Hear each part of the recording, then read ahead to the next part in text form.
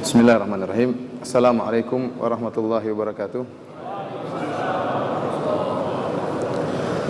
Alhamdulillahi ala ihsanih wa syukru lahu ala taufiqihi wa amtinanih wa ashhadu an la ilaha illallah wahdahu la syarika lahu ta'ziman li sya'nih wa ashhadu anna Muhammadan abduhu wa rasuluhu da'ila ridwanih.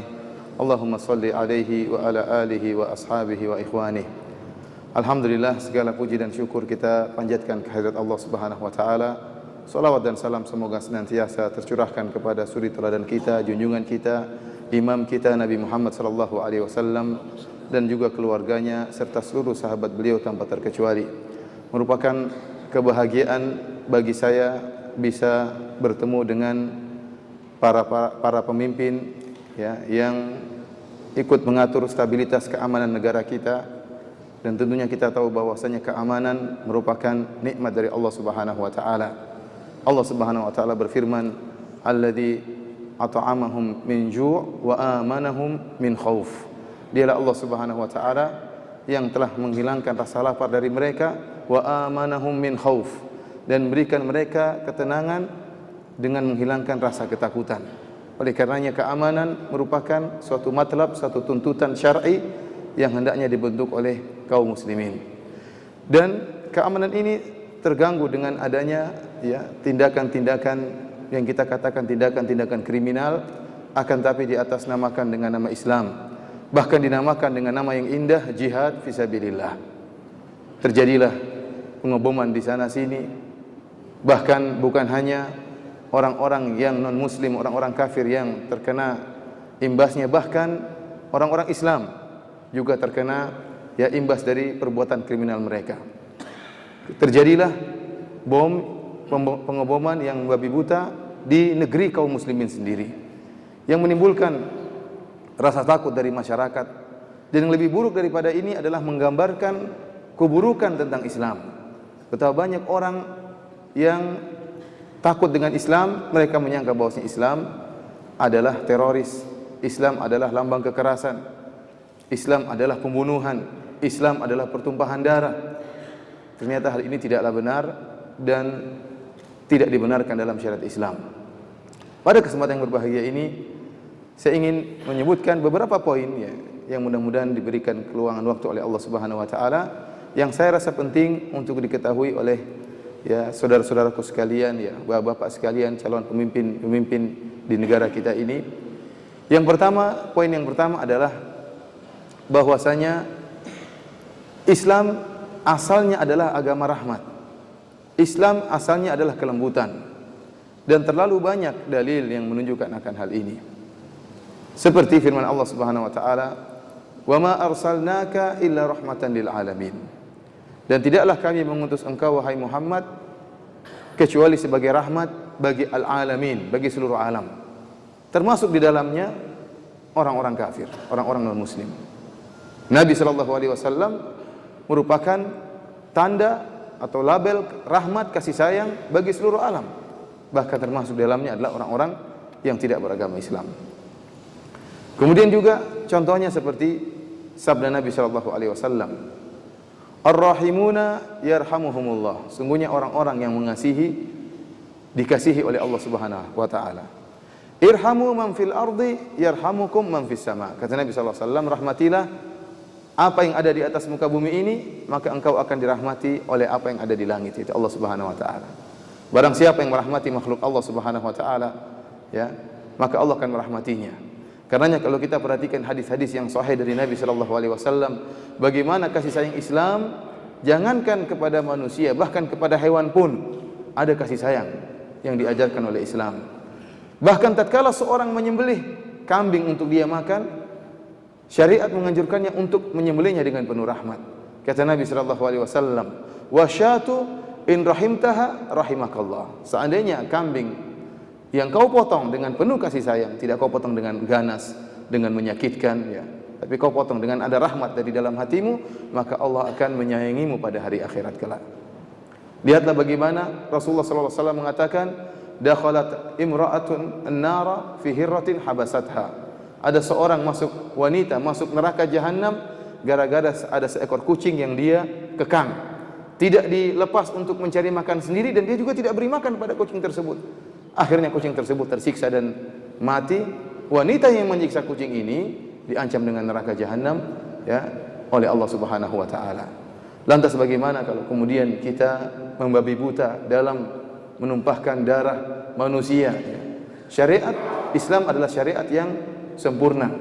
Syariat yang mengatur hubungan antara sesama kaum muslimin dan juga mengatur hubungan antara kaum muslimin dengan orang-orang kafir atau orang-orang non-muslim.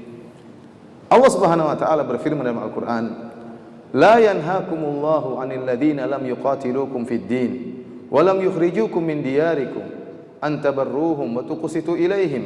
Innallaha yuhibbul muqsitin." Ini ayat yang sangat agung, kata Allah Subhanahu wa taala. Allah tidak melarang kalian untuk berbuat baik dan bersikap adil kepada orang-orang non-muslim yang tidak memerangi kalian dan tidak mengusir kalian dari kampung-kampung kalian. Innallaha yuhibbul muqsitin. Sungguhnya Allah Subhanahu wa taala, ya, mencintai orang-orang yang berbuat adil.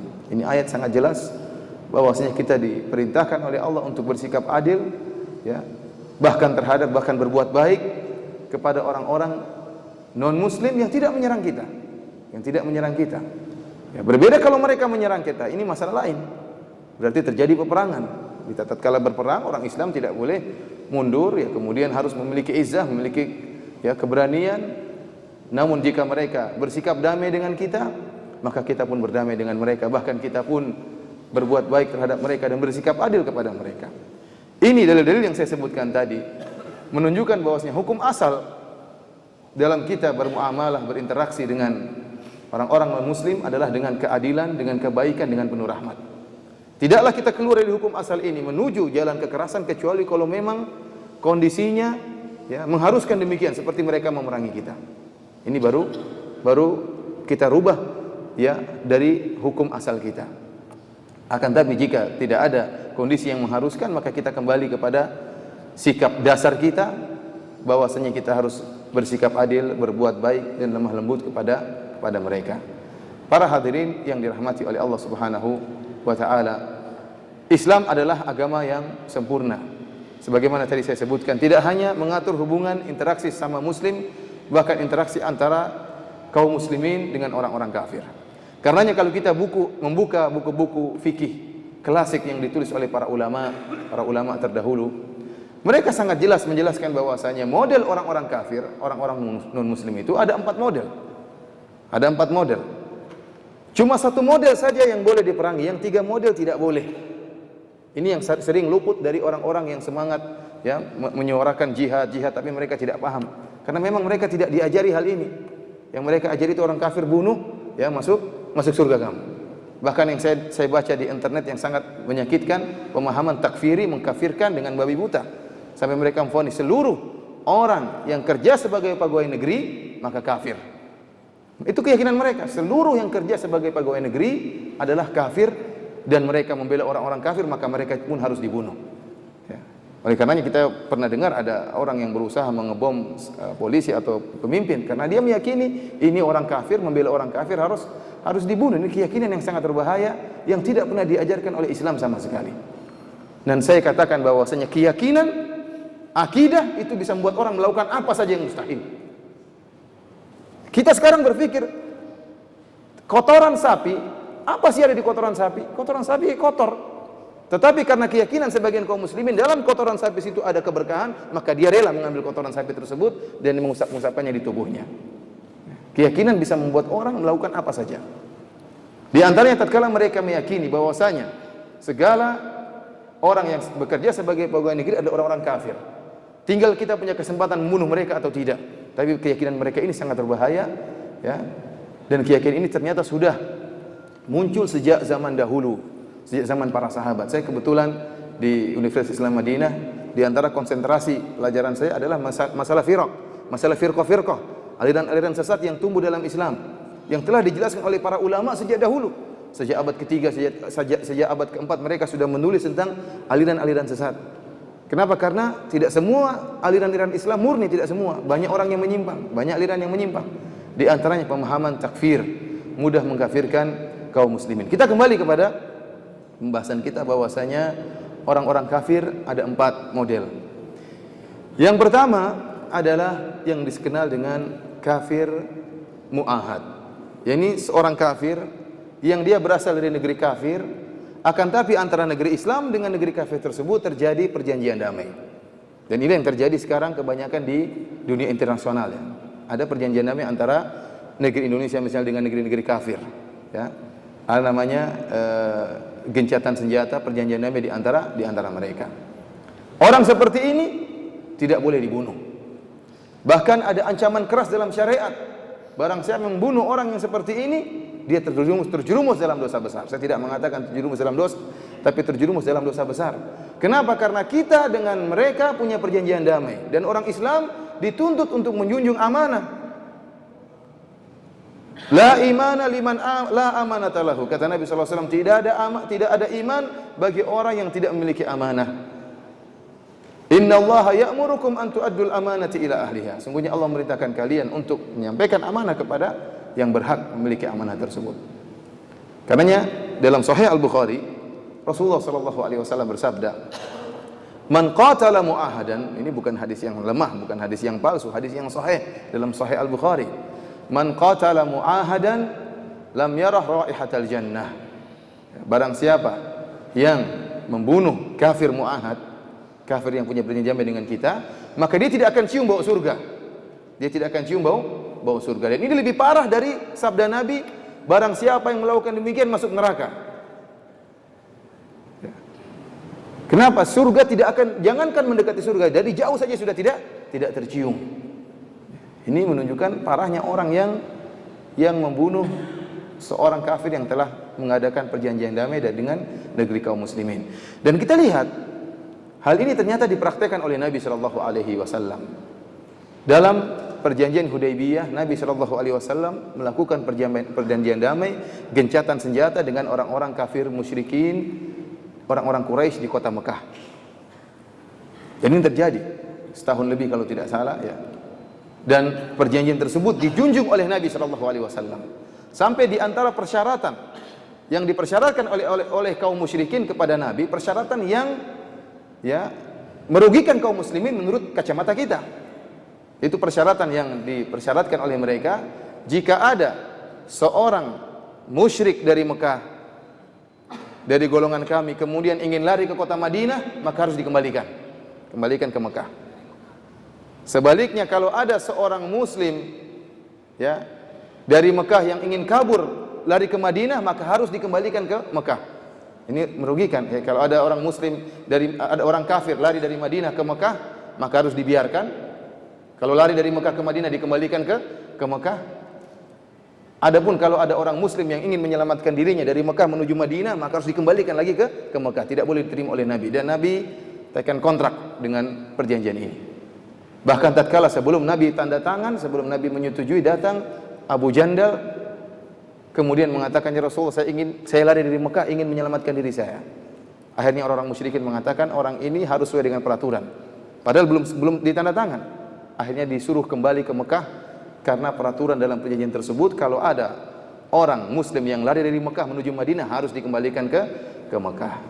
Akhirnya disetujui oleh Nabi SAW dan terjadilah perdamaian antara dua belah pihak dan sama-sama menjunjung tinggi perdamaian tersebut di awal perjanjian tersebut. Namun akhirnya orang-orang musyrikin pun berkhianat dan membatalkan perjanjian tersebut sehingga terjadi akhirnya peperangan setelah itu. Akan tapi yang ingin saya sampaikan bahwasanya perjanjian damai antara kaum muslimin dengan kaum musyrikin itu suatu perkara yang disyariatkan, terutama kalau ada kondisi-kondisi yang menganjurkan untuk melakukan hal tersebut. Kemudian kita perhatikan pula di sini bahwasanya jihad, para ulama telah menjelaskan jihad itu bukan merupakan tujuan utama. Tujuan kita adalah dakwah di jalan Allah Subhanahu wa taala. Terkadang dakwah tersebut tidak bisa kecuali dengan jihad terkadang. Tapi itu bukan tujuan utama jihad. Jihad adalah wasilah, adalah sarana agar kita bisa li'i'la'i kalimatillah, agar kalimat Allah bisa tersebar di alam semesta. Kalau ternyata bisa tercapai tanpa jihad, maka tidak perlu jihad. Karenanya tatkala Rasulullah SAW berdamai dengan kaum musyrikin, Allah Subhanahu wa taala menamakan perdamaian tersebut dengan fathan mubina. Dan Allah abadikan dalam Al-Qur'an, "Inna fatahna laka fatham mubina." Sungguhnya kami telah memberikan kepada engkau wahai Muhammad sallallahu alaihi wasallam dengan kemenangan yang nyata. Padahal tidak ada peperangan. Kenapa Allah namakan dengan kemenangan yang nyata? Karena dalam perdamaian tersebut akhirnya banyak keuntungan bagi kaum muslimin. Terjadi interaksi antara kaum muslimin dengan kaum musyrikin, sehingga banyak kaum musyrikin yang mengenal Islam, yang mengenal indahnya Islam, akhirnya masuk Islam. Itu di antara hikmah dari perdamaian antara kaum muslimin dengan kaum musyrikin. Dan kita lihat alhamdulillah sekarang Islam tersebar di negara-negara non muslim, banyak tersebar dengan kuat, ya. Terkadang terganggu dengan adanya bentuk-bentuk teroris seperti ini, tindakan-tindakan kriminal yang membuat mencemarkan nama baik Islam, karena mereka orang-orang yang berkeyakinan mengkafirkan kaum muslimin atau menghalalkan darah kaum muslim atau menghalalkan darah orang kafir bagaimanapun modelnya. Mereka melakukan hal yang aneh seperti mengebom, kemudian juga mereka meyakini harta orang kafir itu halal. Maka terjadilah ada yang mencuri misalnya di supermarket, seorang wanita masuk berjilbab kemudian mengambil barang di supermarket, dibiarkan oleh pemilik supermarket. Namun disuting untuk mempermalukan Islam. Lihat orang Islam, ya kerjanya mencuri. Ini adalah di antara keburukan kesalahpahaman. Kita kembali, model kafir pertama yang diharamkan untuk ditumpahkan darahnya adalah kafir mu'ahad, yaitu seorang kafir yang berasal dari negeri kafir, namun negeri kafir tersebut punya perjanjian damai dengan negeri kaum muslimin. Model kafir kedua yang disebut dengan kafir dhimmi. Apa itu kafir dhimmi? Kafir dhimmi adalah seorang kafir, baik Yahudi maupun Nasrani maupun Majusi, yang tinggal di negeri kaum muslimin, tinggal di negara Islam, menegakkan syariat Islam, namun mereka bayar jizyah. Mereka bayar jizyah sebagai bentuk ketundukan kepada aturan negara Islam tersebut. Dan ini diperbolehkan dalam syariat. Dan Ali bin Abi Thalib radhiyallahu taala anhu mengatakan, tidaklah mereka membayar jizyah tersebut, membayar pajak kepada kaum muslimin, kecuali agar darah mereka tidak boleh ditumpahkan sebagaimana darah kita kaum muslimin. Dan harkat martabat mereka juga tidak boleh direndahkan sebagaimana harkat dan martabat kita. Dan harta mereka juga tidak boleh diambil sebagaimana harta kita. Oleh karenanya mereka bayar jizyah, dan ini amanah bagi pemerintah kaum muslimin. Kalau mereka sudah bayar jizyah, maka tidak boleh kita ganggu harta mereka, tidak boleh kita ganggu, ya, tidak boleh kita ganggu darah mereka, dan tidak boleh kita ganggu kehormatan mereka. Sungguh perkara yang memalukan jika kemudian mereka sudah bayar pajak, kemudian kita malah merampok harta mereka, malah kita bunuh mereka. Ini tidak ada amanah. Ini merupakan dosa besar bagi orang yang melanggarnya. Ini kafir kedua. Yang kafir kedua ini saya rasa sudah zaman sekarang tidak ada. Yang ada pertama kafir yang pertama, mu'ahad. Ini terjadi. Kafir model ketiga yang tidak boleh ditumpahkan darahnya, namanya kafir musta'man. Itu seorang kafir yang ingin dimasuk ke negeri Islam dengan adanya pengamanan. Dia bahkan bisa jadi dia dari negara kafir yang sedang berperang dengan negara kaum muslimin. Bisa jadi dari negara damai, bisa jadi dari negara yang sedang berperang dengan negara kita, namun dia masuk ke negara kita dengan jaminan keamanan. Ini namanya kafir musta'man, dan ini juga tidak boleh dibunuh. Kata Allah Subhanahu wa taala, "Wa in ahadun minal musyrikin istajaraka fa'ajirhu hatta yasma'a kalam Allah, thumma ablighu ma'manah." Dan kalau ada salah seorang dari kaum musyrikin yang minta perlindunganmu, maka lindungilah, kata Allah Subhanahu wa taala, agar dia mendengar firman Allah dan kembalikan dia ke tempat yang aman bagi dia. Para ulama menjelaskan, untuk zaman sekarang ini yang namanya kafir musta'man, kafir yang minta pengamanan, itu lambang pengamanan dengan adanya visa. Tatkala misalnya seorang kafir ingin masuk di negara kita atau negara Islam yang lainnya, atau negara Saudi Arabia misalnya, tatkala pemerintah Arab Saudi atau pemerintah Indonesia mengeluarkan visa, itu berarti perwakilan, ini ada pengamanan. Kalau pemerintah tidak setuju, kembali kepada pemerintah. Tapi kalau pemerintah setuju dan mengeluarkan jaminan keamanan berupa bentuk visa, maka itu adalah bentuk keamanan. Maka tidak boleh dia dibunuh atau tidak boleh dia diganggu. Kalau ternyata mereka masuk ke negara Islam, berbuat kekacauan, kemudian bermaksiat, maka ini tugasnya kita laporkan ke pemerintah. Bukan kita main hakim sendiri. Kita serahkan kepada pihak yang berwajib, kita laporkan, kita nasihati pemerintah, bukan ya kita mengambil tindakan sendiri, akhirnya menimbulkan kekacauan dan rusaknya stabilitas keamanan. Inilah 3 model orang-orang kafir yang tidak boleh dibunuh. Yang boleh dibunuh cuma satu, yang disebut oleh para ulama dengan kafir harbi, yaitu orang kafir yang menyerang. Ini dalam suasana perang. Terjadi peperangan antara negeri kita dengan negara kafir. Kalau seperti ini maka boleh dibunuh. Sebagaimana mereka juga membunuh kita, kita juga membunuh mereka.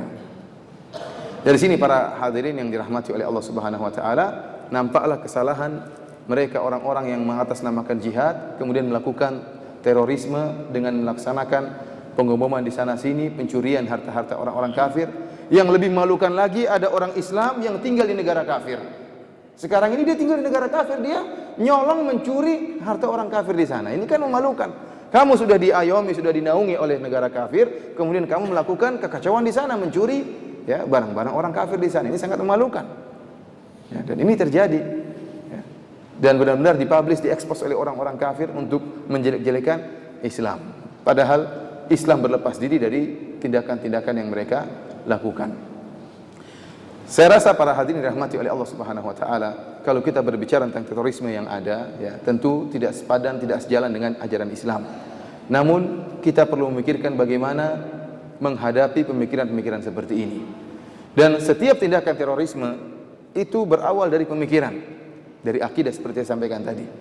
Oleh karenanya, untuk bisa menghadapi ya atau untuk meredam ya tindakan-tindakan pengeboman yang merupakan bentuk kriminal ini, maka di antara jalan yang terbaik selain kerjasama dengan bentuk dari pihak kepolisian atau ABRI, demikian juga masalah tau'iyah atau masalah nasihat untuk menjelaskan bahwasanya apa yang mereka yakini itu merupakan kekeliruan, bahwasanya segala yang bekerja di pemerintahan adalah kafir, terutama angkatan bersenjatanya merupakan orang-orang kafir, polisi merupakan orang-orang kafir. Ini butuh penjelasan kepada mereka, karena kebanyakan mereka anak-anak muda yang bahkan banyak di antara mereka tadinya melakukan kemaksiatan, akhirnya sadar, begitu sadar lagi semangat-semangatnya kemudian dicuci otak mereka dan dimasukkan pemikiran-pemikiran seperti ini, sehingga mereka ingin merasa menebus kesalahan mereka masa lalu.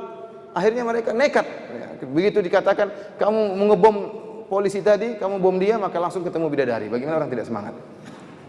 Bom mati dia langsung masuk bidadari. Akhirnya terjadilah hal-hal yang tidak diinginkan. Oleh karenanya butuh penjelasan, baik misalnya melalui media-media televisi atau radio, untuk menjelaskan bahwasanya Islam tidak mengajarkan demikian. Islam tidak pernah mengajarkan bentuk terorisme, dan ini bahkan perbuatan seperti ini bahkan mencemarkan nama baik Islam. Saya rasa ini saja yang saya sampaikan, tidak perlu panjang lebar. Mungkin kalau ada yang mau interaktif, mau bertanya, atau mungkin ada komentar dari Bapak, saya persilakan ya. Terima kasih Pak Ustaz. Adik-adik sekalian, sangat mengena sekali materi yang disampaikan beliau. Saya yakin ada yang hadir ini ada yang bertanya, silakan bisa saya presentasi. Mungkin silakan dulu. Silakan. Terima kasih Pak Ustaz atas tausiah yang diberikan kepada kami. Tentu hal-hal seperti inilah yang kemudian akan semakin memantapkan kami selaku petugas negara dalam melaksanakan tugas kami untuk menciptakan keamanan. Yang kemudian terkait dengan kondisi sekarang adalah selain terorisme global, tentu kami dihadapkan pada berbagai aktivitas lembaga ataupun kelompok. Terus saya ulangi menurut Pak Ustaz, selain kami dihadapkan kepada permasalahan terorisme global yang kemudian dengan tindakan pengeboman, kemudian penyerangan, sabotase dan lain sebagainya, yang lebih sekarang semakin menggejala adalah bagaimana perilaku kelompok berbasis agama yang melakukan tindakan intoleransi. Mereka melakukan tindakan-tindakan belum sampai tahap pengeboman, penyerangan warga negara asing ataupun perusakan fasilitas warga asing, tetapi mereka melakukan tindakan-tindakan yang justru mencerminkan bahwa Islam ini tidak toleran. Ketika kelompok sama-sama agama Muslim tetapi berbeda aliran, mereka mengkafirkan. Sama-sama Muslim tapi mungkin berbeda latar belakang pengetahuan, dianggap kafir. Nah, sebagai seorang polisi menurut Pak Ustaz, langkah-langkah apa atau bagaimana pandangan Pak Ustaz mengenai hal tersebut? Karena ini mungkin terkait dengan ketika kami nanti selesai pendidikan, ini akan menjadi semakin tren, ditambah dengan situasi politik dalam negeri yang mungkin akan banyak partai politik yang memanfaatkan kelompok-kelompok tersebut untuk meraih dukungan suara, kemudian pimpinan-pimpinan kepala daerah yang menaikkan popularitas dengan merangkul ormas-ormas tersebut dan lain sebagainya. Bagaimana Pak Ustaz? Terima kasih. Assalamualaikum warahmatullahi wabarakatuh.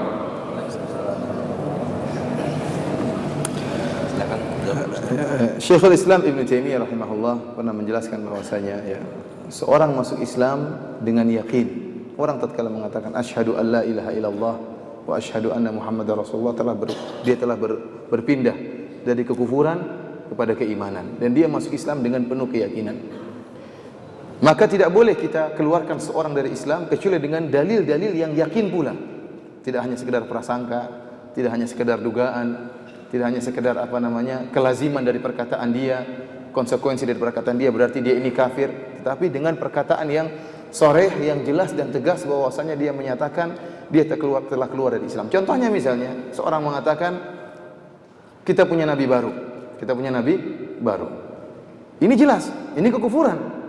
Kita orang Islam meyakini nabi terakhir adalah Nabi Muhammad sallallahu alaihi wasallam dan Jibril ya tidak turun lagi setelah wafatnya Nabi sallallahu alaihi wasallam. Kita katakan Jibril yang turun sama nabimu itu Jibril made in China ya. Bukan asli. Sudah tidak ada lagi. Oleh karenanya seperti ini tidak bisa kita basa-basi dalam hal ini.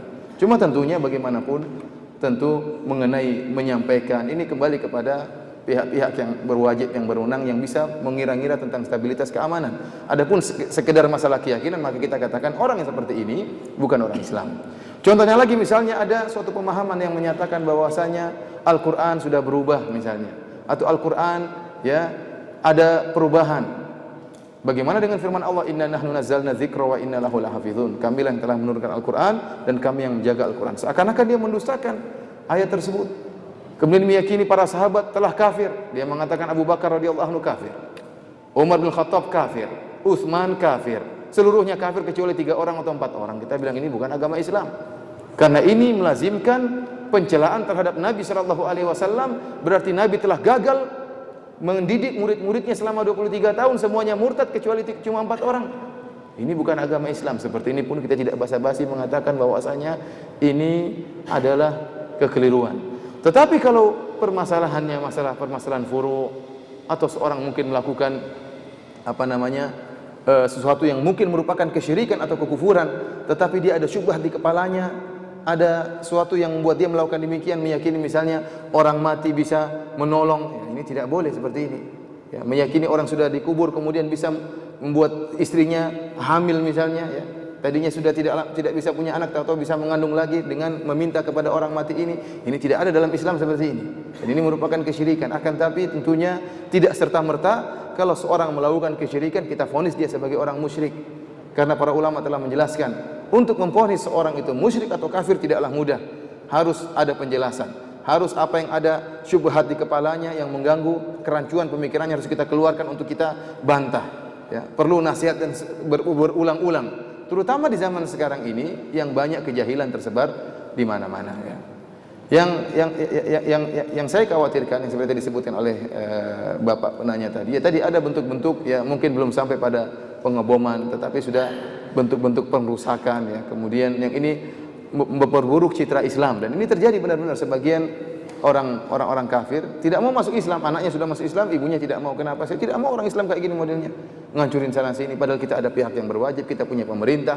Ya, kenapa dia kemudian mengambil langkah sendiri sehingga akhirnya menghancurkan hal-hal yang menurut dia kemungkaran tanpa ada laporan kepada pihak yang berwajib. Ya.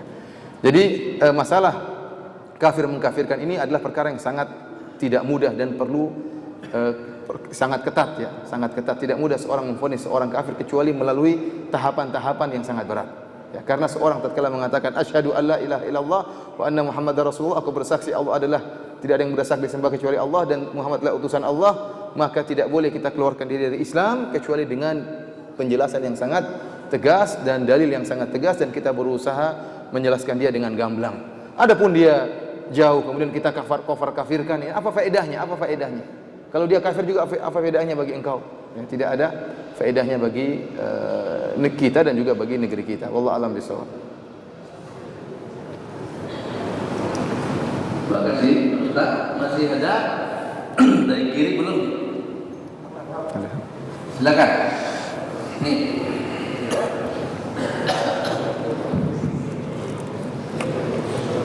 Pak Ustaznya makin banyak bertanya makin senang.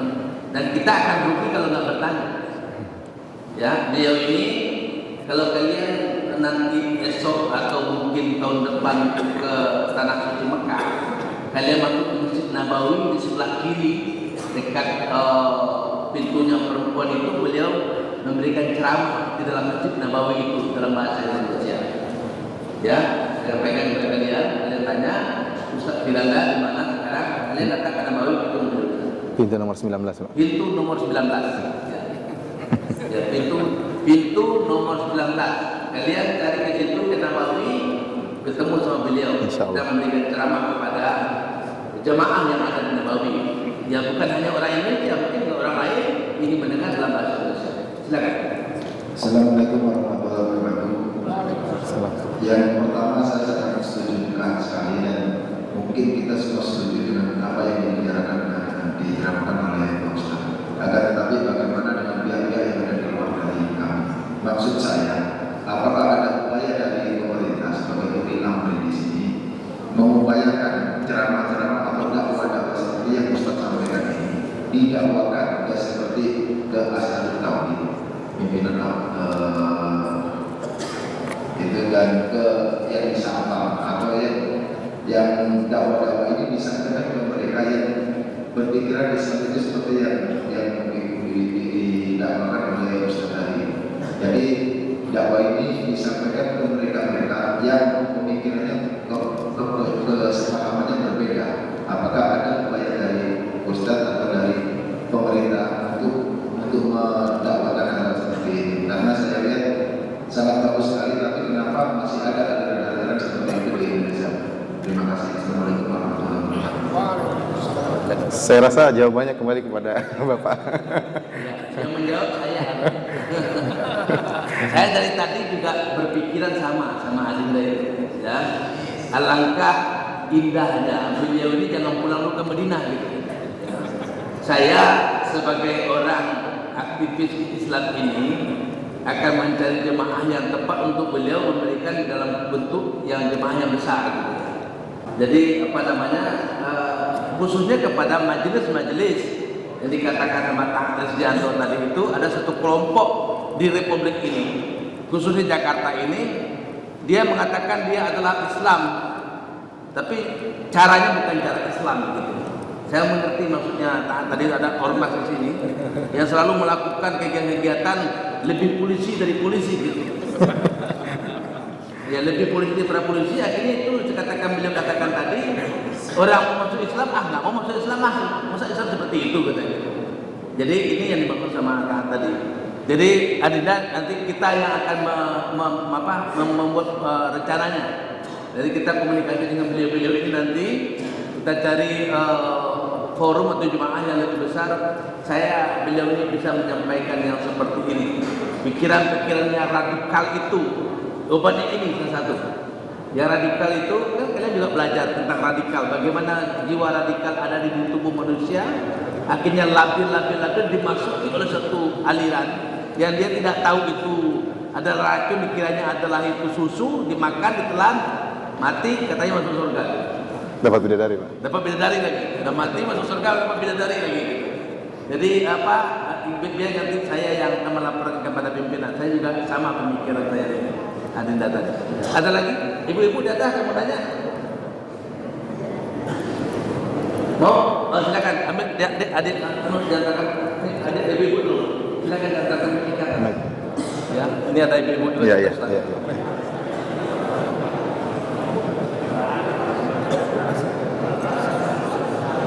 Jadi ini jemaah yang sangat bagus sekali, yang kita mendapat pencerahan dari beliau ini. Rasanya saya aja sejuk rasanya gitu. Mudah-mudahan orang yang radikal itu sejuk mendengar yang seperti ini. Damailah negeri kita ya. Silakan, Ibu.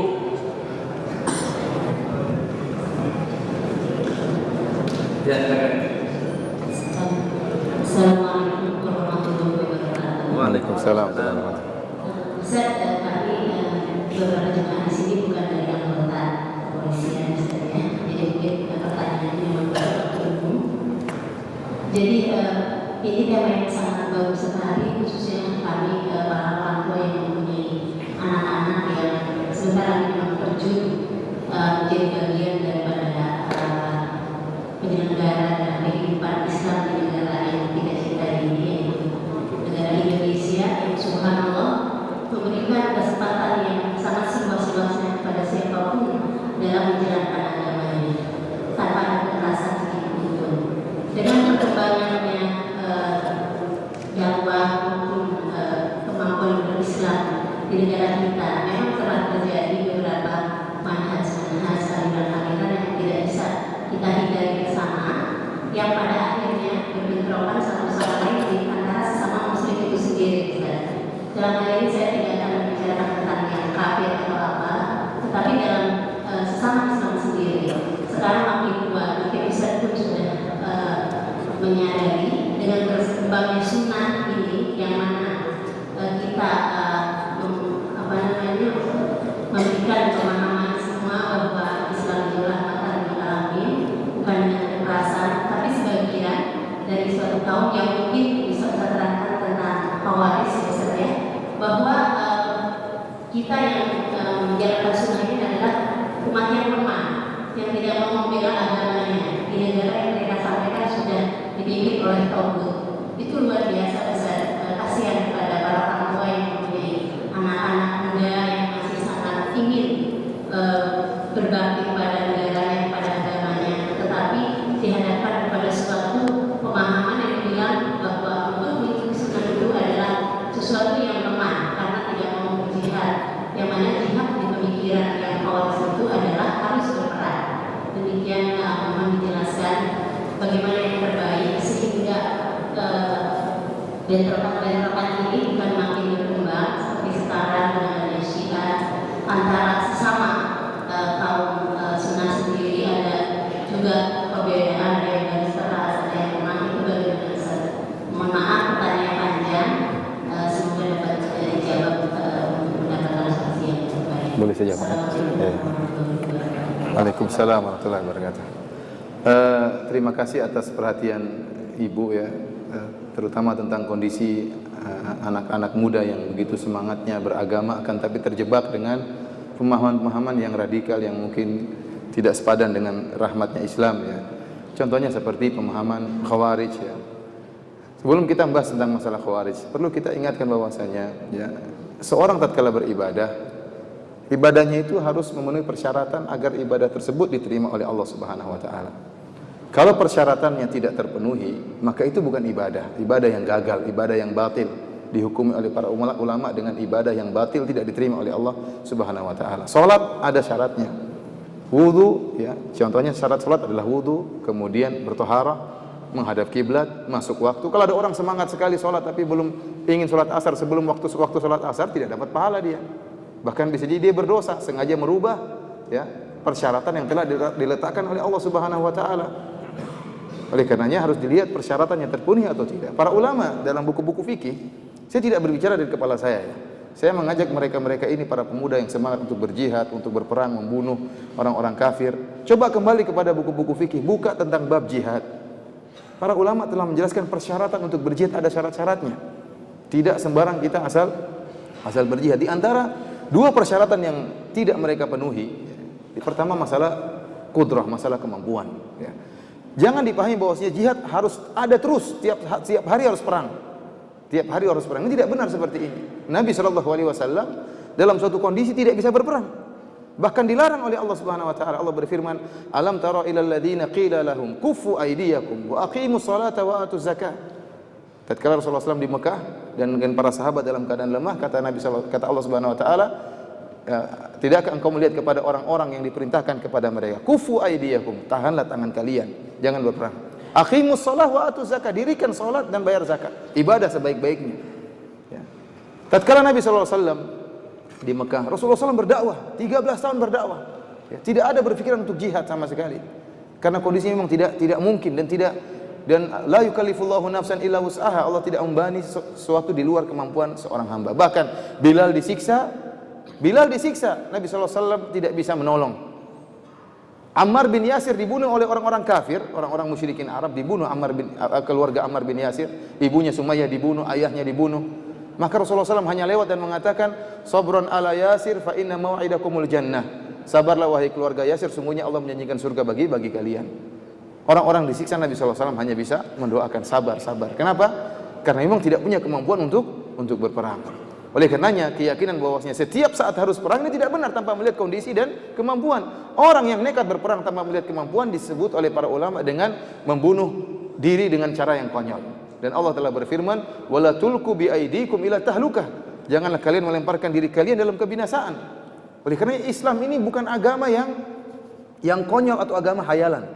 Allah menyatakan dalam Al-Qur'an, ini sebenarnya dalam Al-Qur'an, al-ana khaffafallahu ankum wa alima anna fikum dha'fa fa iyyakum minkum mi'atun sabiratun yaghlibu mi'atain. Kata Allah Subhanahu wa taala, sekarang Allah meringankan tugas kalian dan karena Allah melihat pada diri kalian ada kelemahan.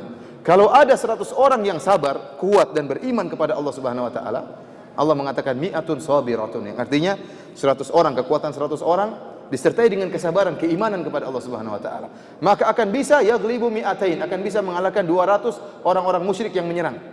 1 banding 2 kata para ulama, tidak boleh lari, harus perang.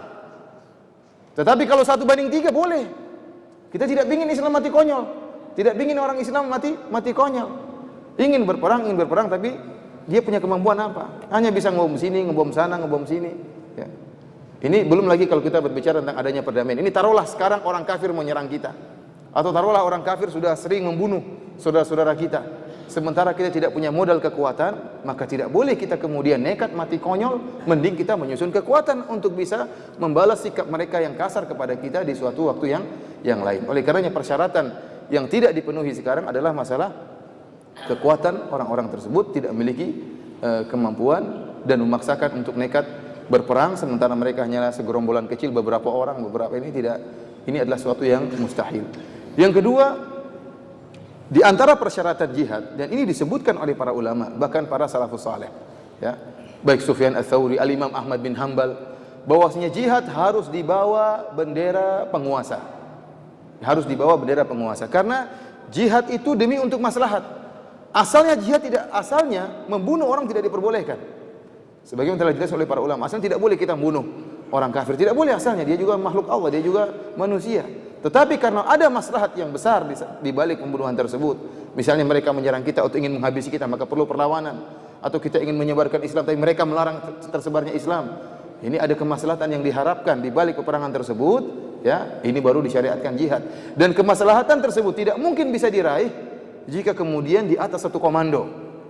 Adapun perang 5 orang, perang 7 orang, apa faedahnya? Oleh karenanya, hal ini masalah jihad, masalah perang dikembalikan kepada penguasa kita, penguasa kaum muslimin di tanah air Indonesia.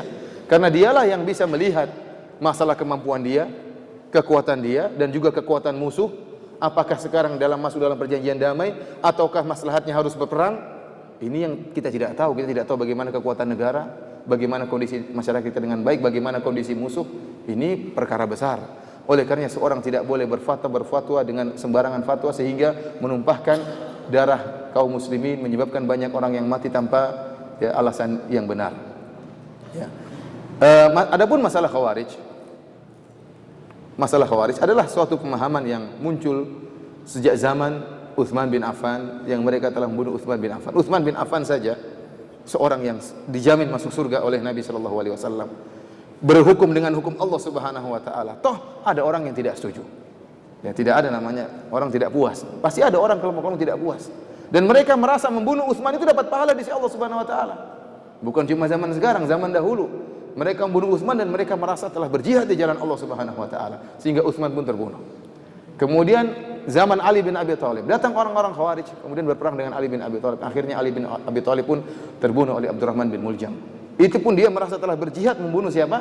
Ali bin Abi Thalib. Kemudian berkembanglah pemikiran Khawarij ini dan akan ada terus. Dan kalau kita baca buku-buku para ulama tentang masalah Khawarij, maka mereka menyimpulkan bahwasanya akidah Khawarij terfokuskan pada 3 pemikiran.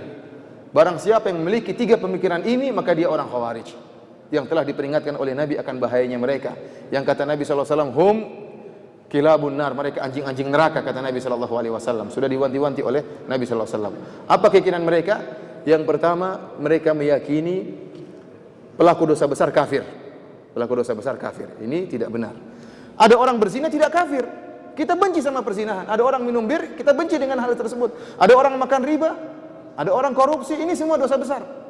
Tapi tidak menjadikan dia kafir keluar dari Islam.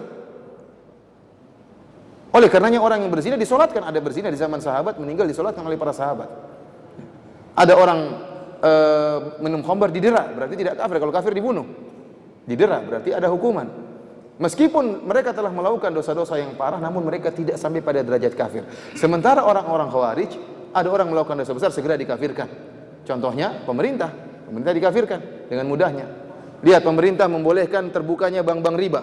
Dan ini dipraktekkan di Saudi Arabia. Saya bilang, Arab Saudi dikafirkan oleh masyarakatnya, sebagian masyarakatnya. Kenapa? Gara-gara pemerintah Saudi mengizinkan sebagian bank-bank riba dibuka di Madinah misalnya. Ada bank yang syar'i, ada seperti Bank Raji. Ada bank-bank yang lain yang kerjasama dengan misalnya dengan Inggris atau dengan Jerman ya. Mereka lihat, oh ini pemerintah kafir. Dia membolehkan dibukanya bank-bank riba di negara Arab. Melazimkan, mereka punya kelaziman, ini yang bahaya, melazimkan suatu. Berarti pemerintah membolehkan riba. Oh, tidak benar. Tidak berarti seorang melakukan kemaksiatan berarti dia membolehkan kemaksiatan tersebut. Tidak. Antum tanya orang yang berzina, apakah zina halal? Dia bilang haram. Kenapa kamu berzina? Saya tidak bisa tahan diri saya berzina. Tapi zina haram atau halal? Haram. Dia tahu itu haram.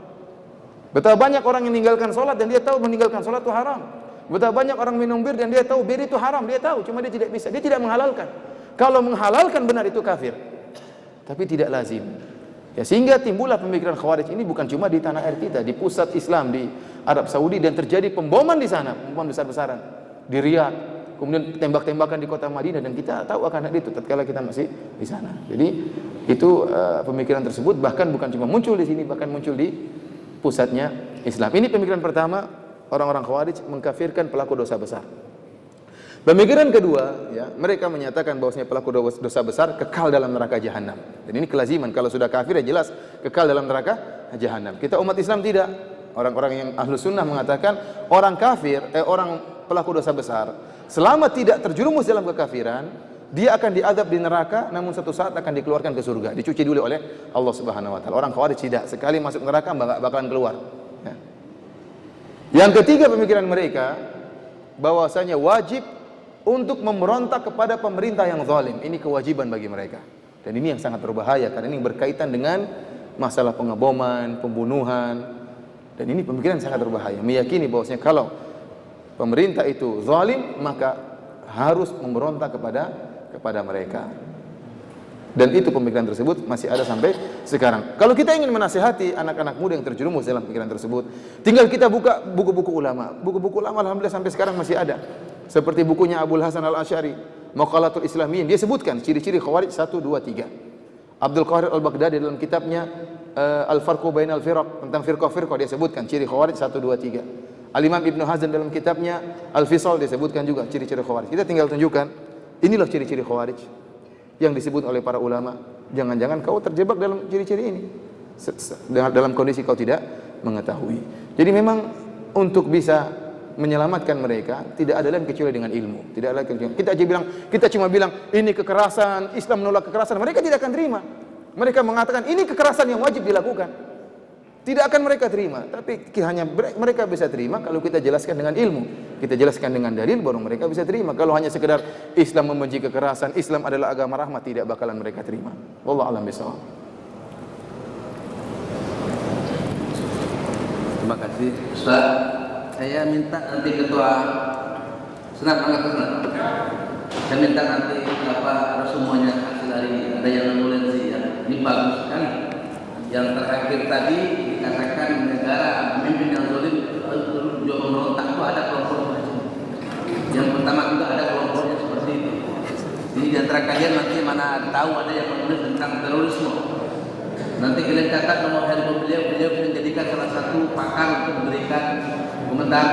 Ya, kemudian di antara kalian nanti ada yang menulis tentang di tiap tahun Ustaz di majelis kita ini ada yang menulis tentang terorisme. Oh, alhamdulillah. Jadi apa namanya, kita nanti ke sana kalau saya diminta laporan nanti hasil semua pertemuan kita hari ini. Nanti kita sebarkan dengan sia-sia teman hari ini. Masih ada yang mau bertanya? Silakan. Waktu kita masih ada. Mana mic-nya tadi? Terima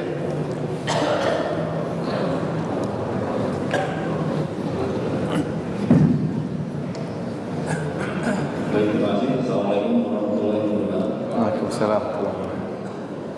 Saya tertarik sekali dengan tema pada siang hari ini tentang terorisme. Yang ingin saya tanyakan ada dua pertanyaan, Ustaz. Silakan. Pertama adalah berkaitan dengan terorisme itu sendiri. Bagaimana menurut pandangan Ustaz? Perlu ada perbedaan antara terorisme dan muslim? Saya ingin pandangan dari Ustaz untuk terorisme yang berada di Indonesia. Saya tidak bicara tentang luar, karena Indonesia ini sudah dicap sebagai negara terorisme menurut saya, dengan pemberitaan dan pembahasannya dan segala macam. Dan saya ingin menanyakan, menurut pandangan Ustaz, orang Islam yang tinggal di Indonesia, ataukah orang Indonesia yang beragama Islam? Posisi Indonesia itu sendiri, tolong dijelaskan sekali lagi.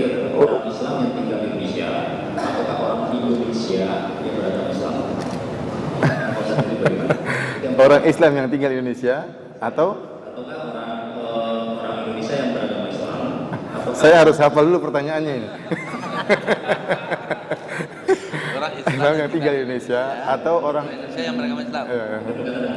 Itu yang pertama. Kemudian yang kedua, berkaitan dengan pembahasan kebijakan yang dilakukan oleh Polri sendiri terhadap terorisme sendiri. Tadi Ustaz menjelaskan ada 3 kafir yang tidak bisa kita bahas. Iya. Ya, itu. Kemudian ada salah satunya hanya satu tadi yang Iya, kafir yang berperang. berkaitan dengan tindakan yang satu tadi, Polri telah mengambil tindakan dengan menembak mati, salah satunya adalah mengambil tindakan tegas menembak mati terorisme dalam ungkapannya. Pandangan Ustaz sendiri, bagaimana tindakan Polri ambil tersebut? Apakah sudah dengan Islam ataukah ya? Saya mau pandangan dari kami mau dari pandangan Ustaz. Jelaskan tindakan Polri sendiri kan ini berkaitan dengan masuk surga atau masuk neraka gitu. Oke ya. Salam. Saya rasa yang pertanyaan pertama saya kurang paham. Jadi saya melonjak kepada pertanyaan yang kedua yang mungkin lebih saya pahami dan mudah-mudahan lebih bermanfaat. Mengenai tindakan misalnya pemerintah atau Polri yang diantara hukuman yang diambil adalah dengan menembak. Ya. Karena mereka juga menembak maka kita pun menembak ya. Sebelumnya ingin saya jelaskan bahwasanya akidah Ahlussunnah dan ini dijelaskan dalam buku-buku para ulama. Ya, saya tidak bicara omong kosong tapi dari buku-buku mereka. Bahwasanya taat kepada pemerintah bagaimanapun kondisinya selama pemerintah tidak kafir. Tidak boleh memberontak terhadap pemerintah yang zalim. Selama dia muslim, selama dia masih membiarkan orang-orang salat, maka tidak boleh seorang memberontak. Dan ini telah dikabarkan oleh Nabi sallallahu alaihi wasallam. Karena Nabi sallallahu alaihi wasallam banyak hadis. Sayakunu umara fikum, akan ada pemerintah-pemerintah di antara kalian, qulubuhum qulubus syayatin fi jusmanil ins. Hati-hati mereka hati-hati syaitan, namun dalam tubuh manusia. Akan ada pemerintah yang model seperti ini. Entah sudah ada atau akan ada, wallahu alam. Kemudian Nabi SAW juga dalam hadis yang lain mengatakan syiraru a'immatikum alladzina yal'anunakum wa tal'anunahum wa yad'una 'alaikum wa tad'una 'alaikum. Seburuk-buruk pemimpin kalian adalah para pemimpin yang melaknat kalian dan kalian melaknat mereka. Dan mereka mendoakan kecelakaan bagi kalian dan kalian juga mendoakan kecelakaan bagi mereka. Maka para sahabat bertanya, "Afala nunabidhuhum bisayf ya Rasulullah? Apakah boleh kami memberontak mereka, perang mereka?" Kata Rasulullah SAW, "La illa an tarau kufran buwahan indakum minallahi fihi burhan." Tidak boleh sampai kau lihat dia benar-benar kafir baru kau lakukan. Dia pergi misalnya merubah agamanya atau dia menginjak Al-Qur'an misalnya, itu lain lagi ceritanya. Ya, itu lain ceritanya. Para ulama mengatakan, taruhlah pemerintah ini kafir, ini pemerintah kita, pemimpin kita kafir. Tidak mau sholat, mencela Nabi, menghina Allah, menginjak Al-Quran. Pun kalau kita memberontak, para ulama mengatakan ada syarat yang perlu kita perhatikan, masalah kemampuan, bisa atau tidak. Kalau tidak bisa, sabar. Nabi saja Bilal disiksa, beliau sabar. Ibunya Ammar bin Yasir dibunuh, beliau sabar. Artinya ini sekedar persyaratan sudah ada satu terpenuhi untuk memberontak, yaitu jika dia kafir. Selama dia tidak kafir, bagaimanapun kezalimannya, kata para ulama, tidak boleh memberontak, karena pemberontakan pasti mengakibatkan kemafsadatan yang lebih besar. Dan Islam adalah agama yang menimbang antara maslahat dan mudarat, bukan agama hayal, bukan agama asal yang penting perang, asal jalan. Enggak, lihat maslahat dan mudarat. Kalau tidak ada pemerintahan, ada pemberontakan, pasti banyak yang bertumpahan darah. Dan kita sudah contoh-contohnya di mana-mana sekarang, banyak bertumpahan darah, dan itu tidak kita inginkan. Tidak kita inginkan. Ya. Lantas bagaimana kalau ternyata pemerintah kita tidak kafir? Seorang yang muslim, yang juga sholat, dia punya kekurangan, ya wajar. Dia punya kekurangan, ya wajar. Kita berusaha menasihati dengan cara yang baik. Coba kita bayangkan seandainya di negara kita tidak ada pemerintahnya, lampu merah mati semua, kira-kira gimana? Berantem orang di jalan. Polisi tidak ada lagi, sakit semuanya, satu kompi semuanya sakit. Orang tidak, subhanallah, bagaimana rusaknya orang, barang-barang dicuri, ini dicuri, macam-macam, ada yang dibunuh, tidak ada yang orang takuti. Oleh karenanya sebagian ulama mengatakan, saya 70 tahun bersama pemerintah yang zalim lebih saya sukai daripada 1 hari tanpa pemerintah. Kenapa? Karena adanya pemerintah meskipun zalim, maslahatnya lebih besar. Karenanya kata sebagian ulama, jangan kau bercita-cita untuk membangun suatu rumah dengan menghancurkan kerajaan. Jangan. Kalau kau ingin bangun rumah dengan mengorbankan kerajaan, itu kesalahan. Ingin membangun sesuatu yang islami tetapi negara hancur, ini tidak benar seperti ini. Ya. Mengorbankan sesuatu yang besar hanya ingin bangun sesuatu yang kecil, dan kenyataan yang ada terjadi demikian. Keamanan tidak ada, kemudian ketakutan, ya, kemaksiatan semakin merajalela, orang bisa melakukan dengan seenaknya. Oleh karenanya akidah Ahlussunnah wal Jamaah ini diperintahkan oleh Nabi sallallahu alaihi wasallam, ya, taat kepada pemerintah meskipun pemerintah tersebut zalim, selama pemerintah tersebut tidak menyuruh kita untuk maksiat. Kalau dia menyuruh kita untuk maksiat, kita tidak taat. Tapi kalau dia menyuruh kita kepada yang baik, maka kita taat. Dan Allah telah berfirman, wa ati'ullah wa ati'ur rasul wa ulil amri minkum. Taatlah kepada Allah dan taatlah kepada Rasulullah dan pemerintah di antara kalian. Perhatikan di sini kata para ulama. Allah mengatakan taat kepada Allah. Taatlah kalian kepada Allah. Taatlah kalian kepada Rasulullah. Dan taat juga kepada pemerintah. Justru ketaatan kita kepada pemerintah pada perkara-perkara yang tidak ada dalilnya. Kalau ada dalilnya tidak perlu pemerintah, kita langsung taat kepada Allah. Kalau pemerintah suruh sholat, nggak perlu pemerintah suruh sholat, kita juga sholat. Tetapi yang justru kita ditekankan adalah taat kepada perkara-perkara yang ada maslahatnya dan tidak ada dalilnya. Contohnya apa? Lampu merah. Makanya para ulama mengatakan, barang siapa yang sengaja melanggar lampu merah berdosa. Ya, benar ini. Melanggar lampu merah berdosa karena merusak kemaslahatan. Antum kira tidak berdosa, berdosa. Kalau kita menghilangkan gangguan dari jalan dapat pahala, kalau kita meletakkan gangguan dapat dosa enggak? Dapat dosa. Melanggar ini mengganggu stabilitas keamanan. Ini berdosa. Kenapa? Melanggar perintah Allah, wa ulil amri minkum. Taatlah kepada pemerintah di antara kalian. Sekarang timbul pemberontakan. Kita dapati bahwasanya Ali bin Abi Thalib di zaman beliau muncul orang-orang Khawarij. Sebelum Ali bin Abi Thalib memerangi orang Khawarij, Ali bin Abi Thalib mengutus Ibnu Abbas. Ibnu Abbas diutus dengan pakai pakaian yang indah untuk berdialog dengan orang Khawarij. Orang-orang Khawarij tersebut adalah orang yang, ya kata Nabi sallallahu alaihi wasallam, tahqiruna salatakum ma'a salatim. Kalian akan merasa sepele, menyepelekan salat kalian dibandingkan salat mereka. Kenapa? Orang-orang Khawarij ini begitu hebat ibadahnya. Wajahnya pucat karena sering salat malam, sering puasa, jidatnya hitam, sangat hitam karena begitu rajin beribadah, pakaiannya lusuh, tidak mau dengan dunia. Maka datanglah Ibnu Abbas berdialog dengan mereka dengan pakaian yang indah. Maka mereka protes, kenapa kau pakai pakaian yang indah? Kata dia, apakah Allah mengharamkan pakaian yang indah? Akhirnya terjadi dialog sehingga sepertiga dari mereka sadar. Tinggal 2/3 baru kemudian diperangi oleh Ali bin Abi Thalib sampai bunuh-bunuhan. Intinya para hadirin, terutama pertanyaan yang disampaikan oleh Bapak tadi, ya, bahwasanya kalau memang kondisinya mengharuskan untuk membunuh mereka, ya, maka dilakukan. Jika memang itu mengharuskan, jika tidak kita lawan mereka, maka mereka akan semakin melakukan pembunuhan, maka kita menjalankan perintah pemerintah dan ini memang ada kemaslahatannya. Ya. Namun kalau bisa tidak dibunuh, kita berusaha tidak membunuh, kita berusaha menangkap, dan ini yang terbaik, kita tangkap mereka, kemudian kita kirim ustadz untuk menasihati mereka, ini yang terbaik. Tapi kalau memang kondisinya tidak mungkin kecuali dengan cara begitu, maka kalau tidak kita membunuh mereka yang membunuh kita, ini maka diperbolehkan dan tidak mengapa. Wallahu a'lam bishawab. Assalamualaikum warahmatullahi wabarakatuh. Waalaikumsalam warahmatullahi wabarakatuh. Singkat saja, saya membaca sendiri itu ada yang Bapak sebutkan tadi, ketua Ormas yang Bapak sebutkan tadi menyebutkan bahwa kita tidak perlu taat kepada pemerintah karena pemerintah ini pemerintah korupsi, pemerintah togut, jadi Jadi kulir amri itu bukan pemerintah. Jadi menurut mereka kulir amri itu adalah pemimpin di atas mereka. Itu bagaimana ya Ustadz? Karena kan dia membuat statement seperti itu di internet. Jadi orang yang membacanya, orang awam yang membacanya itu kan jadi berpikir kulir amri tidak perlu ditaati gitu. Padahal itu seorang pemimpin ormas besar, dia mengatakan seperti itu. Bagaimana yang awam yang membacanya? Bagaimana bisa tolong dijelaskan Ustaz kulir amri yang sebenarnya dalilnya supaya kami bisa menjelaskan kepada yang awam bahwa kulir amri itu adalah pemerintah, bukan seperti yang disebutkan oleh ketua ormas tadi. Waalaikumsalam warahmatullahi wabarakatuh. Waalaikumsalam warahmatullahi wabarakatuh. Ulil amri adalah pemimpin. Pemimpin yang kalau ditanya siapa pemimpin kalian, semua menunjuk itulah pemimpin kalian. Kita di Indonesia orang tanya siapa presiden kita, semuanya tunjuk presiden kita, Bapak SBY, semua nunjuk. Hafizahullah taala.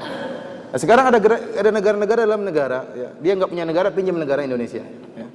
Siapa pimpinannya nggak tahu. Orangnya bagaimana nggak tahu. Yang tidak masuk golongan kami dikafirkan. Nah, saya ingin tahu pimpinanmu dulu, baru saya ingin baiat. Mana tidak tahu. Tanya masyarakat siapa pemimpinmu, tidak tahu. Terus bagaimana dia punya negara atau tidak? Tidak punya. Terus bagaimana kita mau taati orang yang tidak, yang gaib seperti ini? Kemudian punya pasukan tidak, yang bisa membela negara tidak ada. Ya. Bagaimana kita mau taati orang seperti ini? Yang jelas pemerintah seperti bahkan Nabi SAW mengatakan wa in ta'ammara 'alaikum 'abdan habasyi. Seandainya meskipun kalian diperintah oleh seorang budak yang hitam dari Habasyah. Di antara tafsiran para ulama, seandainya budak ini ya, dia kemudian menyerang, kemudian menguasai orang-orang yang merdeka. Seorang budak tidak pantas jadi pemimpin. Tapi seandainya dia menjadi pemimpin, kemudian stabilitas keamanan di tangan dia, maka harus kita taat. Karena ini demi kemaslahatan. Ingat, agama kita dibangun di atas kemaslahatan. Mentaati orang-orang seperti tadi, apa maslahatnya? Kemudian bukan satu kelompok saja, timbul 5 kelompok di tanah air kita. Ada kelompok ini, imamnya ini. Apa maslahatnya seperti ini? Kita berpikir yang dewasa. Apakah Islam mengajarkan kita mengikuti kelompok-kelompok seperti ini? Tidak. Kita punya pemimpin jelas, ya. Dan Rasulullah SAW telah menjelaskan selama mereka masih muslim, bahkan Rasulullah menggambarkan dengan gambaran yang paling buruk, qulubuhum qulubus syayatin fi juthmanil ins. Hati-hati mereka hati-hati syaitan dalam tubuh manusia. Kenapa kita taat kepada Nabi yang merintahkan kita untuk berhaji? Kita taat kepada Nabi yang merintahkan kita untuk sholat. Kita taat kepada Nabi yang merintahkan kita untuk bayar zakat. Lantas tatkala Nabi menyuruh kita untuk taat kepada pemerintah yang zalim, kita tidak mau taat. Memang berat. Berat, tapi inilah iman kepada Allah Subhanahu wa taala. Berat, siapa yang tidak berat? Lihat, terkadang Rasulullah mengatakan akan ada atharah alaikum, akan ada pemerintah yang atharah. Apa maksudnya atharah? Yaitu yang mengumpulkan harta untuk mereka sendiri, dan itu Rasulullah sudah kabarkan. Sudah Rasulullah kabarkan akan ada pemerintah model demikian. Kita sebagai rakyat kadang benci, kenapa seperti ini? Tapi ingat, kita diperintahkan oleh Allah untuk taat kepada pemerintah seperti ini. Oleh karenanya saya katakan kita taat kepada pemerintah yang zalim sebagai akidah, agama bagi kita. Bukan hanya sekedar kita takut dibunuh atau tidak. Memang Rasulullah merintahkan demikian. Rasulullah memang merintahkan demikian karena agama Islam dibangun atas memandang maslahat dan mudarat. Ya, maslahat dan mudarat. Kalau kita mulai pemberontakan, lihat nanti apa yang terjadi pada negara kita, akan terjadi kerusakan, keamanan hilang, dan akan terlalu banyak kemaksiatan yang timbul. Wallahu a'lam bishawab. Subhanallah, luar biasa. Mudah-mudahan Ibu yang dimaksud, saya mengerti juga pertanyaan Ibu. Bagi mereka, pemimpin mereka itu si anu. Tapi yang dimaksud oleh beliau ini, pemimpin itu, ini adalah negara yang pemimpin kita di Indonesia saat ini adalah Pak SBY. Gitu. Jadi kedua kelompok ini, ormas ini, yang menurut kita secara standar nasional itu mungkin kekacauan menurut saya. Jadi itu bukan pemimpin. Jadi ada kalimat dari Bobi bahwa saya lebih senang dipimpin oleh pemerintahan yang zalim daripada tidak ada pemerintahan. Nah, gitu. Iya, Ustaz ya. Perkataan salah. Adalah kalau nggak ada pemerintahan semua kacau balau. Orang boleh merampok, orang boleh membakar, orang hukum, semuanya boleh. Tapi kalau ada pemerintah masih ada yang memerintah, mengatur sendiri. Tapi yang kita harapkan adalah pemerintahan yang adil. Ini kalimatnya seperti itu. Jadi kalau nggak ada, saya pada waktu 5 menit saya ingin bertanya. Di Indonesia ini ada peta ada kasus kita namakan Cikesik. kasus Ahmadiyah. Ada peta lagi antara Syiah dengan Sunni Jawa Timur tempatnya, baik itu di Sampang ataupun di Bangil. Tidak pernah selesai antara Syiah dengan Sunni itu. Yang saya tahu salah satu akarnya, mohon maaf ini, karena saya pernah menjabat di sana. Saya lihat Syiah itu kalau berkhotbah itu selalu menjelek-jelekkan tokoh-tokoh sentral Islam. Islam maksudnya ada Abu Bakar Siddiq, Umar bin Khattab dan lain sebagainya. Dia hanya ketahuinya khalifah itu hanya Ali bin Abi Thalib. Ini menurut saya nih. Ini salah satu. Karena pernah ribut di zaman saya itu, akhirnya penyelesaiannya harus dengan restoratif. Ada lagi satu peta lagi tentang pendirian gereja di Jawa Barat, khususnya di Bogor. 3. Ini peta 3 ini. Maksud saya bagaimana kita sebagai polisi mensikapi yang 3 ini. Itu yang pertama. Yang kedua, tadi ada 4 tadi orang kafir, 3 tidak boleh kita kita musuhi, kita bunuh, kecuali 1. Saya melihat kondisi sekarang yang terjadi di Arab Saudi, di Jazirah Arab, khususnya antara Palestina dengan Israel. Yang kedua, sekarang yang terjadi di Mesir saat ini, di Suriah, di Libya dan lain sebagainya. Nah, kita melihat karena itu adalah kental Islamnya, dan kedua adalah antara Israel dengan Palestina ini. Nah, ini pertanyaan-pertanyaan yang ingin saya tanyakan. Mudah-mudahan kita bisa melihat pemikiran dari beliau. Mungkin ini yang terakhir, habis ini kita akan sholat zuhur. Terima kasih, Ustaz. Mengenai Ahmadiyah jelas bukan beragama Islam. Ya, nabinya lain, tentunya kitab sucinya juga lain. Ini, dan saya sudah lihat kitab suci mereka. Ya, di antara kekonyolan mereka, kitab sucinya pakai bahasa Arab. Padahal nabinya orang India. Ini baru suatu yang baru. Biasanya nabi dengan kitab sucinya dengan bahasa dia. Tetapi ini nabinya India, kitabnya Arab. Karena tidak punya kitab suci, maka dia tidak bisa ngambil dari adopsi dari Al-Qur'an dan ditambah-tambah. Yang kedua adalah Syiah. Ahmadiyah cenderung kepada ketenangan. Kalau kita bicara stabilitas ya, stabilitas keamanan, Ahmadiyah dia berbahaya dari sisi ideologi, dari sisi keyakinan yang ini, keyakinan tersebut mungkin tidak berbahaya di dunia tapi berbahaya di akhirat, kekal di neraka jahanam. Orang yang meyakini Ahmadiyah ada nabi baru, kekal di neraka jahanam. Tapi masalah mungkin di dunia biasanya mereka tidak mengganggu. Biasanya Ahlus Sunnah, orang Islam yang tidak sabar karena jengkel dengan mereka baru mulai mengganggu. Karena jengkel ini kekufuran harus diperangi. Tapi asalnya mereka, Allah alam, mereka tidak mengganggu secara fisik. Berbeda dengan Syiah. Syiah ini agamanya kekufuran, ya, meyakini Al-Quran ada perubahan, para sahabat kafir, ya, dan mereka mencela Abu Bakar. Dan ini yang disenangi oleh orang musyrikin, orang kafir. Tatkala kita diputuskan hubungan kita dengan tokoh-tokoh yang pernah jaya. Siapa tokoh-tokoh yang pernah jaya? Para sahabat. Dari sisi akhlak, dari perjuangan luar biasa yang mengamalkan Al-Quran dan Sunnah. Kemudian kita disuruh benci sama ini sehingga kita kehilangan teladan. Ini disenangi oleh orang orientalis dan didukung oleh orientalis orang Syiah ini karena menghilangkan teladan bagi kaum muslimin. Orang-orang Syiah ini bukan hanya sekedar ideologi, tapi mereka politik, ideologi dan politik. Oleh karena mereka dimanapun berada berusaha bikin negara. Ya, baik di Bahrain, baik di Kuwait, apalagi di Suriah. Padahal di Suriah itu mereka minoritas. Asalnya mereka minoritas. Ahlus Sunnah kebanyakan minoritas, tapi mereka rubah, akhirnya mereka menguasai dan akhirnya mereka semena-mena terhadap Ahlus Sunnah karena keyakinan mereka membunuh Ahlus Sunnah dapat pahala. Mereka mengatakan uqtulus sunnah tudkhulul jannah, bunuh orang sunnah masuk surga. Ini teman-teman Suriah saya banyak yang mengatakan. Saya rasa sebagai bapak sekalian, sebagai petugas keamanan ya, tentunya harus punya pandangan yang luas ya. Tentunya ya tidak bagaimana bisa menghadapi dengan baik, namun harus hati-hati. Yakinlah mereka kalau sudah banyak akan berbahaya. Ini bukan ormas seperti Ahmadiyah atau yang lain sekedar pemikiran. Tidak, ada pemberontakan, ada pembunuhan, dan tidak akan bisa dihindari. Kalau mereka sudah banyak dan mereka mencela para sahabat, kira-kira orang muslim diam atau tidak? Tidak akan diam. Tidak akan diam. Mau kita diamkan tidak mungkin. Sehingga terjadi apa yang terjadi di Irak ataupun di Suriah atau di Iran atau di mana-mana. Padahal kalau kita lihat bagaimana Ahlus Sunnah seperti Arab Saudi begitu ramah kepada mereka. Saya tinggal lama di Saudi Arabia. Dan di sana banyak orang-orang Syiah dibiarkan, mereka diberikan hak sebagaimana yang lainnya. Sekolah mereka gratis, rumah sakit juga mereka gratis, bahkan ada namanya kota Qatif, 90% orang Syiah. Tidak jadi masalah bagi orang Saudi. Karena memang itu agama rahmat. Islam agama rahmat, selama mereka tidak ganggu, kenapa kita mesti ganggu? Tetapi sebaliknya, tatkala ahlu sunnah minoritas, maka lihat bagaimana banyak ahlu sunnah dibunuh di Iran. Demikian sebaliknya, meskipun mereka minoritas tapi mereka menguasai, mereka juga akan melakukan hal yang parah. Oleh karena saya katakan, hati-hati dengan Syiah. Ya, ini tanggung jawab kita, Bapak sekalian, sebagai seorang Muslim, bagaimana bisa mengatur stabilitas keamanan. Namun bukan orang Muslim yang bodoh mengerti bahwasanya Syiah bukan sekedar ideologi, tapi politik yang mengarah kepada menguasai dunia internasional, dan ini mereka sekarang berusaha melakukannya. Dan sekarang mereka terang-terangan, dahulu orang Syiah sembunyi-sembunyi, kalau bilang benci Abu Bakar, oh enggak, kita sayang kepada Abu Bakar itu. Tapi sekarang mereka tidak bersembunyi lagi. Di mana, di YouTube, di mana-mana mereka mengkafirkan Abu Bakar, Umar terang-terangan. Mereka mengatakan Aisyah pezina.